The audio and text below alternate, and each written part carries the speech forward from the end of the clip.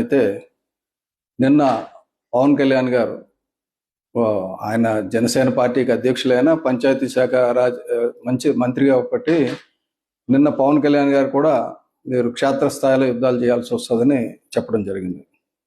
ఈ సందర్భాన్ని పురస్కరించుకొని క్లుప్తంగా రెండు విషయాలు చెప్తాం అనుకున్నాం. ఎందుకంటే దేశానికి స్వాతంత్రం ఎప్పుడు వచ్చిందంటే టక్మని 1947 ఆగస్ట్ 15 చెప్పేస్తాం. సో పంచాయతీలకు ఎప్పుడు అధికారాలు వచ్చినాయి, ఎప్పుడు స్వాతంత్రం వచ్చిందంటే ఏదో 73వ రాజ్యాంగ సవరణ. కానీ నిజంగా జరిగింది ఎప్పుడంటే 1993 ఏప్రిల్ 24వ తారీఖున పంచాయతీకి ఒక రాజ్యాంగ హోదా కల్పించబడింది. సో పంచాయతీ సర్పంచ్ రాజ్యాంగం నియమించబడ్డ వ్యక్తి అయ్యాడు. కాబట్టి పంచాయతీ వ్యవస్థని, మూడంచెల వ్యవస్థని తీసుకొచ్చారు, గ్రామ స్థాయి, మండల స్థాయి, అలాగే జిల్లా స్థాయిలో. సో పంచాయతీ ఎన్నికలు అనేవి చాలా ఇంపార్టెంట్ ఈ దేశంలో. భవిష్యత్తులో ఆంధ్రప్రదేశ్ ముఖ్యమంత్రి గంట పంచాయతీ లెవెల్కి వస్తే పంచాయతీ సర్పంచే గొప్ప అనే పరిస్థితి వస్తుంది. అది తీసుకొచ్చే దిశగా పవన్ కళ్యాణ్ గారు ఆంధ్రప్రదేశ్ పంచాయతీ రాజ్ శాఖ మంత్రిగా జూన్ 12, 2024 ఆయన పదవి స్వీకారం చేసిన దగ్గర నుంచి ఈ రోజు వరకు చాలా కష్టపడి పంచాయతీలకి జాతీయ స్థాయిలో, మన రాష్ట్ర పంచాయతీలకి జాతీయ స్థాయిలో గుర్తింపు తీసుకొచ్చారు, ప్రపంచ స్థాయిలో గుర్తింపు తీసుకొచ్చారు. ఇప్పుడు పరిస్థితి ఏంటంటే సడన్గా పంచాయతీలకి సర్పంచులు లేరు, మళ్ళీ స్పెషల్ ఆఫీసర్లు వస్తారు, కొన్నాళ్ళు ఈ అడావుడి ఉంటుంది. కానీ మనం చేయాల్సింది ఏంటంటే పంచాయతీల్లో నిలబెట్టాల్సింది సరైన వ్యక్తుల్ని, ధైర్యం ఉన్న వాళ్ళని, ప్రజల గురించి పోరాడే వ్యక్తుల్ని నిలబెట్టాలి. డబ్బున్న వాళ్ళు కాదు. డబ్బున్న వాళ్ళకి చాలా వరకు భయం ఉంటుంది, లేకపోతే ధనం మీద వ్యామోహం ఉంటుంది. మనం చూసాం. నేను స్వయంగా చిత్తూరు జిల్లాకి పరిశీలకుడిగా వెళ్ళినప్పుడు జనసేన పార్టీ తరపుని అక్కడ చంద్రగిరిలో కానీ, శ్రీకాళహస్తిలో కానీ, తిరుపతిలో కానీ జరిగిన అరాచకాలు చూశాను. రైల్వే కోడూరులో జరిగిన అరాచకాలు చూశాను. నామినేషన్ వేసి సాయంత్రం 6 గంటల వరకు వాళ్ళందరినీ ఒక దగ్గర ఉంచి 6 గంటల తర్వాత నామినేషన్ విత్డ్రాల్ టైం అయిపోయిన తర్వాత పంపిస్తే అందరి చేత 72 మంది చేత మన రైల్వే కోడూరులో విత్డ్రా చేయించారు. 8 గంటలకు, రాత్రి 8 గంటలకు, 9 గంటలకు వెళ్ళి. అంటే అధికారులు ఎంత చిత్తశుద్ధి లోపంతో పనిచేశారనేది అంతకంటే తార్కాణం అక్కర్లా. అన్ని డాక్యుమెంట్స్ పట్టుకొని వెళ్తే కొన్ని డాక్యుమెంట్స్ తీసి అవతల కళ్ళెదురుగుండా చింపవతల పారేసి మీ బర్త్ సర్టిఫికేట్ పట్టుకురండి, మీ రెసిడెంట్ సర్టిఫికేట్ పట్టుకురండి అని చెప్పి నామినేషన్ వేసినప్పుడు ఆఫీసర్లు కూడా నామినేషన్ వేసే దగ్గర ఆ రూమ్లోనే వైసీపీ తాలూకా గుండాలు కూర్చొని ఎలా ఇబ్బంది పెట్టారో చూసాం. ఆ రోజు తెలుగుదేశం పార్టీ నాయకులు చాలామంది ఇళ్ళకే పరిమితం అయ్యారు.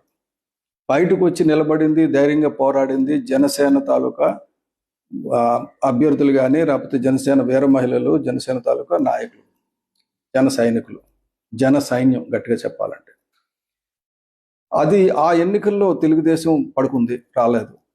వైసీపీ ఎవరిని పోటీ చేయనివ్వలేదు. ఏకగ్రీవాలు చాలా ఎక్కువైనాయి. ఈసారి ఏకగ్రీవం ఒక్కటి కూడా ఉండకూడదు.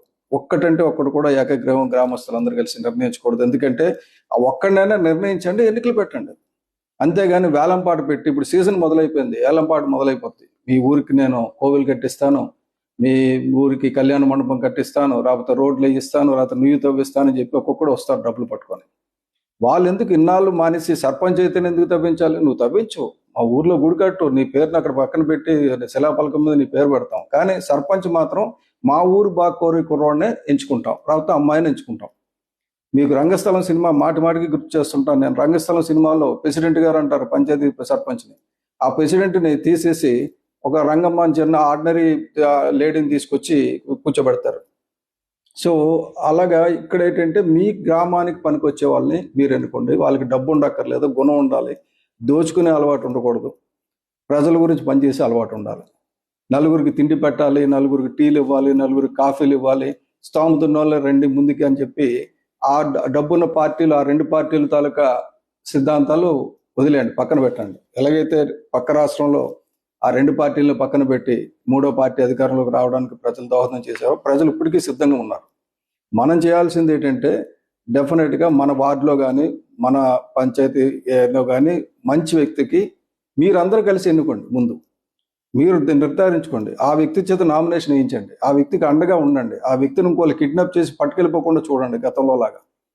అలాగ చేసి పంచాయతీ లెవెల్లో మంచి వ్యక్తులను కానీ నిలబెడితే ఈ పంచాయతీరాజ్ శాఖ మంత్రిగా పవన్ కళ్యాణ్ గారు ఉన్నప్పుడు డెఫినెట్ గా ఈ రాష్ట్రానికి మంచి పేరు వస్తుంది, ఈ దేశంలో కూడా పంచాయతీలకు ఒక గుర్తింపు వస్తుంది, మొత్తం దేశం మొత్తం మీద మార్పు రావడానికి మీ చేతుల్లోనే ఉంది. 3 కోటి దేవతల చేతిలో లేదు, 4,14,00,000 మంది ఓటర్ల చేతిలో ఉందని చెప్పి నేను సవినయంగా మనవి చేసుకున్నా. ఈసారి మాత్రం ఎట్టి పరిస్థితుల్లో కూడా ఈ అవకాశాన్ని చేదార్చుకోవద్దు. జార్చుకుంటే మళ్ళీ 5 ఏళ్ళ వరకు మళ్ళీ మీరు బానిస బతకాల్సి వస్తుంది. ప్రతి గ్రామానికి స్వాతంత్రం వచ్చే అవకాశం వచ్చింది. మీరు స్వాతంత్రం, మీ గ్రామస్తులందరూ కూడా మీ గ్రామానికి స్వాతంత్రం తెచ్చుకోండి. ఎవడో చెప్పిన మాట మనం వినడం కాదు, సర్పంచ్ చెప్పిన మాట కూడా మనం వినడం కాదు, మన బాగా కోరే సర్పంచ్ని మనం ఎన్నుకుంటాం. అది చేయాల్సిన పని. రాజ్యాంగం బతకాలి, రాజ్యాంగం ప్రసాదించిన 29 హక్కులు మీకు రావాలి, మీ గ్రామానికి రావాలంటే తప్పకుండా చేయాలి. పవన్ కళ్యాణ్ గారిని బలపరచాలని కూడా ఇప్పుడు చేయండి. ఎందుకంటే ఆయన ఒక జనసేన పార్టీ వ్యక్తిగా చూడకండి, ఒక పంచాయతీరాజ్ శాఖ మంత్రిగా చూడండి. తర్వాత రాజకీయాలు ఎలా పోతే అలా పోతాయి. మొత్తానికి పంచాయతీ వ్యవస్థను మాత్రం నిలబెడితే రాష్ట్రం నిలబడుతుంది, దేశం నిలబడుతుంది, దేశం బాగుపడుతుంది. జై హింద్.